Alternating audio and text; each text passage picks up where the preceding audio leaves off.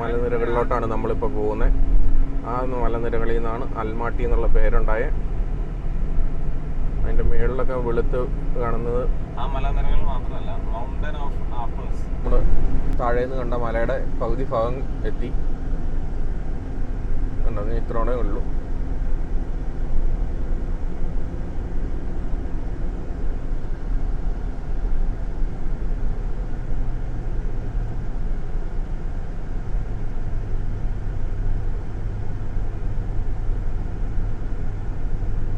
Winter sports നടക്കുന്ന സ്ഥലമാണിത്. ഇത് കരടിയൊക്കെ ഉണ്ട് കേട്ടോ ഇവിടെ. അതാണ് കരടിയുടെ ഒരു ഇതൊക്കെ വെച്ചേക്കണേ. ശരിയാണ്. ഇവിടെ ഒരു സിപ്പ് ലൈൻ ഉണ്ട് കേട്ടോ. സിപ്പ് ലൈനിൽ നിങ്ങൾക്ക് ആ മലയുടെ മുകളിലോട്ട് പോകാം. ഇതുണ്ടോ, കേബിൾ കാർ പോണുണ്ടോ? കേബിൾ കാറിൽ ഒരുപാട് സ്ഥലത്ത് കയറിയിട്ടുള്ളതാണെന്ന് നമ്മുടെ എബിച്ചേട്ടൻ പറഞ്ഞതിന്റെ അടിസ്ഥാനത്തിൽ നമ്മളെല്ലാം കേബിൾ കാറിൽ കുറേ കയറിയിട്ടുണ്ട്. കഴിഞ്ഞ പ്രാവശ്യം കാനഡ പോയപ്പോഴും നമ്മൾ കയറിയായിരുന്നു. അതുകൊണ്ടാണ് നമ്മൾ വണ്ടി ഓടിച്ചങ്ങ് പോണേ.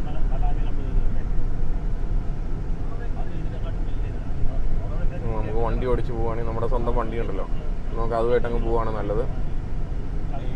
നമുക്ക് ഇവിടെ പാർക്ക് ചെയ്യണം. ഇതാ നമ്മുടെ ഗ്രൗണ്ട്. ഇതുണ്ടോ, സ്കീയിങ്ങിൻ്റെ ഒക്കെ വിൻ്റർ സ്പോർട്സ് നടക്കുന്ന സ്ഥലമാണ് ഇത്. നമ്മൾ കാണാൻ വന്ന ഇതാണ്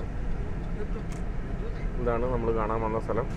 ഇപ്പോൾ അൽമാട്ടി നഗരത്തിലെ ഏതാണ്ട് 1650 മീറ്റർ ഉയരത്തിലുള്ള ഒരു അൽമട്ടാവു പർവ്വതനിരകളുടെ ഒരു മുകൾ പ്രദേശത്താണ് നമ്മളിപ്പോൾ നിൽക്കുന്നത്. നമ്മൾ ഇവിടെ വന്നത് പ്രധാനമായും മിഡുവ എന്ന് പറയുന്ന ഈ എനിക്ക് പിന്നിൽ കാണുന്ന ഈ സംഭവം കാണാനാണ്. ഈ സംഭവം എന്താണ് എന്ന് വെച്ച് കഴിഞ്ഞാൽ, മിഡുവ എന്ന് പറയുന്നത് ലോകത്തിലെ ഏറ്റവും ഉയരത്തിൽ പണി കഴിപ്പിച്ചിട്ടുള്ള ഒരു സ്പോർട്സ് അരീനയാണ്. ലോകത്തെ ഏറ്റവും വലിയ സ്പോർട്സ് അരീന ഈ ഹൈറ്റിൽ പണിതത് എന്ന നിലയിൽ കണക്കാക്കുമ്പോൾ ഈ സ്പോർട്സ് അരീന വിൻ്റർ ഒളിമ്പിക്സ് പോലുള്ള കാര്യങ്ങൾക്ക് വേദിയായിട്ടുണ്ട്. വിൻ്റർ സമയത്ത് ഇത് ഐസ് റിങ്കായും സമ്മറിൽ അല്ലാതുള്ള മറ്റ് സ്പോർട്സ് പരിപാടികൾ നടത്തുന്ന ഒരു സ്പോർട്സ് അരീനയുമായിട്ട് ഉപയോഗിക്കുന്നു. വിൻ്റർ ഒളിമ്പിക്സ് ഇവിടെ നടന്നിട്ടുണ്ട്. അതാണ് ഇതിൻ്റെ ഒരു പ്രസക്തി.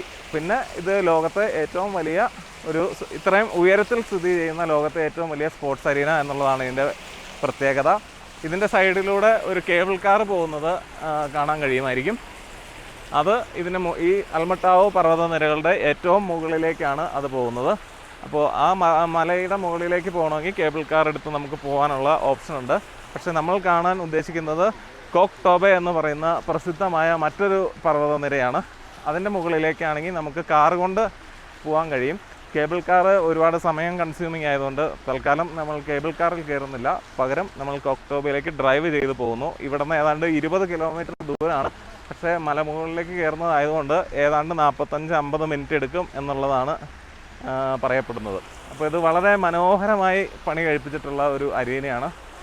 ഗ്രാനൈറ്റ് കൊണ്ട് തീർത്തിട്ടുള്ള ഈ വാട്ടർ ഫൗണ്ടെയിൻ, ചുറ്റും ക്രിസ്മസ് ട്രീ, എന്നാ പറയുന്നത്, നമ്മുടെ ക്ലാസിക്കൽ ക്രിസ്മസ് ട്രീ ആയിട്ടുള്ള മരങ്ങളാണ് ഈ നിൽക്കുന്നത്. പൈനിൻ്റെ ഒരു വകഭേദം. അതെല്ലാം വെച്ച് പിടിപ്പിച്ച് വളരെ മനോഹരമായ ഒരു അന്തരീക്ഷം. ഇവിടെ നമുക്ക് അകത്ത് കയറി കാണാനുള്ള ഓപ്ഷൻ ഉണ്ട്. അപ്പോൾ നമ്മൾ ടിക്കറ്റ് എടുത്ത് അരീനയ്ക്ക് അകത്ത് കയറാൻ പോവുകയാണ്. അകത്ത് കയറി ബാക്കി വീഡിയോ അകത്ത് എടുക്കാൻ ആണ് നമ്മൾ ഉദ്ദേശിക്കുന്നത്. പല കൊത്തുപണികളും ചിത്രങ്ങളും എല്ലാം ആ ഭാഗത്തെല്ലാം വെച്ചിട്ടുണ്ട്. നമുക്ക് ആ ഭാഗത്തേക്ക് നടന്നു കഴിഞ്ഞാൽ കാണാം. ആളുകൾ സ്പോർട്സിനെ പ്രതിനിധീകരിക്കുന്ന ഓടുന്നതിൻ്റെയും മറ്റും ശില്പങ്ങളും മറ്റുമെല്ലാം അവിടെ വച്ചിട്ടുണ്ട്. അപ്പോൾ നമ്മൾ സ്റ്റേഡിയത്തിന് അകത്തേക്ക് പോകാൻ പോവുകയാണ്.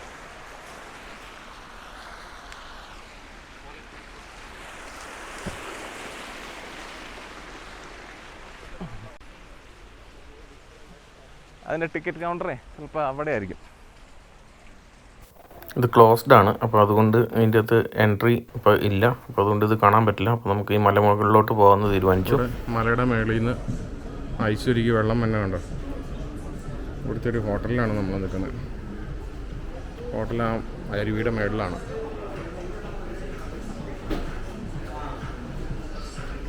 കണ്ടോ, നമ്മൾ ഈ കേബിൾ കാറിലൊന്ന് കയറാമെന്ന് വിചാരിച്ചിരിക്കുകയാണ്. അത് ഇവിടെ നിന്നാണ്, ഒന്ന് പോയി നോക്കാമെന്ന് കരുതിയാണ്. വണ്ടി ഓടിക്കണതിന് പകരം ഇതിൽ കയറി പോകാമെന്ന് കരുതി ആലോചിച്ചിരിക്കുകയാണ്. കേബിൾ കാർ ഇഷ്ടംപോലെ കയറിയിട്ടുണ്ട്. എന്നാലും ഈ മലയുടെ മേളിൽ കുറേ റിസോർട്ടും അതും ഇതൊക്കെ ഉണ്ടെന്നാണ് പറഞ്ഞത്. ഒന്ന് പോയി നോക്കാം എന്നാ ഉള്ളതെന്ന്. വണ്ടി ഓടിച്ച് പോകാനുള്ള സ്ഥലം വേറെയാണ്. അപ്പോൾ ഇവിടെ നമ്മൾ പോകണമെങ്കിൽ അങ്ങോട്ട് ഇലക്ട്രിക് വണ്ടി മാത്രമേ കടത്തി വിടുള്ളൂ. അപ്പോൾ നമ്മൾ ഇവിടെ കേബിൾ കാറിൽ പോകുന്ന വെച്ചു. അങ്ങനെയാകുമ്പോൾ നമുക്ക് ആ മലയുടെ മേളിൽ എത്താം. നമ്മൾ ഷിംബുലാക്ക് എന്ന് പറയുന്ന ഒരു മൗണ്ടൻ റിസോർട്ടിലാണ് പോകുന്നത്. അങ്ങോട്ട് ഒന്നെങ്കിൽ ഇലക്ട്രിക് വണ്ടി അല്ലെങ്കിൽ ഇതേൽ ആണ് പോവുള്ളൂ.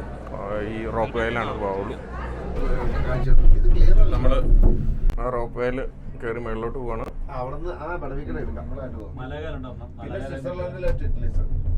സ്വിറ്റ്സർലൻഡിൽ ഞങ്ങൾ ജങ്ഫ്രോയിലാണ് പോയത്. അത് പൊളിയാ, പക്ഷെ ഒടുക്കത്തെ കാശ. ജങ്ഫ്രോ ട്രെയിനാ, അവിടെ നിന്നാണ് നമ്മൾ പോകുന്നത്. സൂപ്പറാണ്. ഇതിനകത്ത് ഓരോ മത്സരം, അതാണ് നമ്മൾ താഴേന്ന് കണ്ട ആ സ്പോർട്സ്, ഇത് സ്പോർട്സ് ഗ്രൗണ്ടിന്റെ ഇൻസൈഡാണ് കാണുന്നത്. വണ്ടി ഉണ്ടെന്നേ, നമ്മുടെ വണ്ടി കേട്ടില്ലാന്ന്. ഇത് താഴോടെ ഒരു റോഡുണ്ട്. ആ റോഡിലൂടെയാണ് വണ്ടി വരുന്നത്. പക്ഷേ അത് ഇലക്ട്രിക് വണ്ടിയാണ് കയറ്റി വിടുകയുള്ളൂ. ഇതുണ്ടോ, നമ്മുടെ ആ സ്റ്റേഡിയമാണ് ആ കാണുന്നത്. താഴെ ഇലക്ട്രിക് വണ്ടി അല്ലെങ്കിൽ ടാക്സി.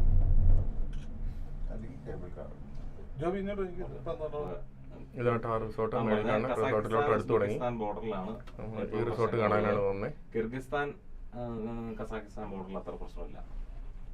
സ്റ്റില് ടൂറിസ്റ്റ് താഴോട്ടുള്ള വ്യൂ ആണ് ഈ കാണുന്നത്. സമയം നിങ്ങളൊരു നമ്മുടെ ഉച്ചക്കെങ്കിലും ചെല്ലണം, 2 മണിക്കെങ്കിലും ചെല്ലണം. ഈ കേബിൾ കാറിൽ നിന്ന് താഴത്തോട്ടുള്ള വ്യൂ ആണിത്.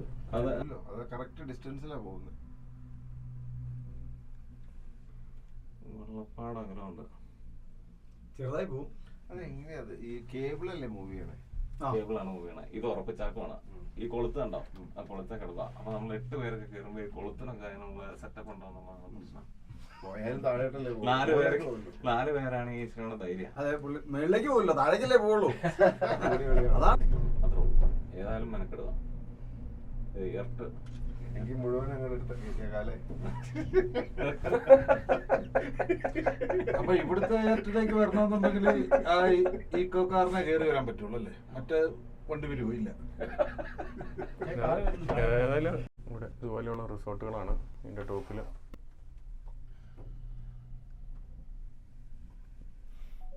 സ്പോർട്സ് അരീന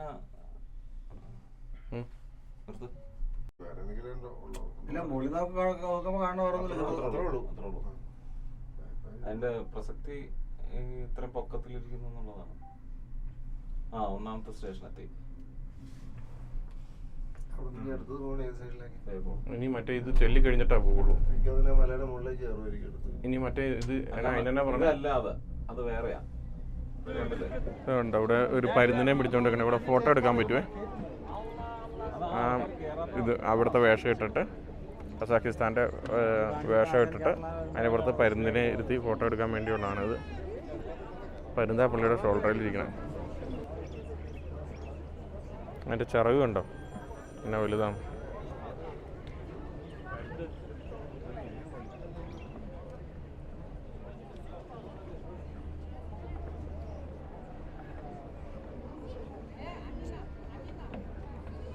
നമ്മൾ ഒരു സ്റ്റേഷനിലെത്തി. അടുത്ത സ്റ്റേഷനിലാണ്. മൊത്തം 3 സ്റ്റേഷനുണ്ട് ഇതിൻ്റെ ടോപ്പ് വരെ. നമ്മളിപ്പോൾ 2ാമത്തെ സ്റ്റേഷനിൽ കയറാൻ വേണ്ടി ക്യൂ നിൽക്കുകയാണ്. അതെവിടെയാണ്? ഇവിടെ നല്ല മനോഹരമായ പ്രകൃതിയാണ്. നമ്മുടെ കാശ്മീരൊക്കെ പോലെയുണ്ട്. നല്ല തണുപ്പ് കൂടി വരുന്നുണ്ട് താഴെ നിന്ന് മുകളിലോട്ട് വരുന്നതോറും. ഇനി ഒരു സ്റ്റേഷൻ അവിടെയുണ്ട്, 3ാമത്തെ സ്റ്റേഷൻ. അവിടെ നിന്നാണ് ഇതിൻ്റെ ടോപ്പിൽ ചെല്ലുള്ളൂ. അവിടെ സ്നോ ഒക്കെ കിടക്കുന്നത് കാണാം അങ്ങ് ടോപ്പിൽ. ഇത് മൂന്നാമത്തേൽ നമ്മൾ കയറുകയാണ്. ഏകദേശം 1 സൈഡ് തന്നെ ഒരു 40 മിനിറ്റ് ഉണ്ട്. ഇനി താഴത്തോട്ട് മനയിൽ 40 മിനിറ്റ് വേണം.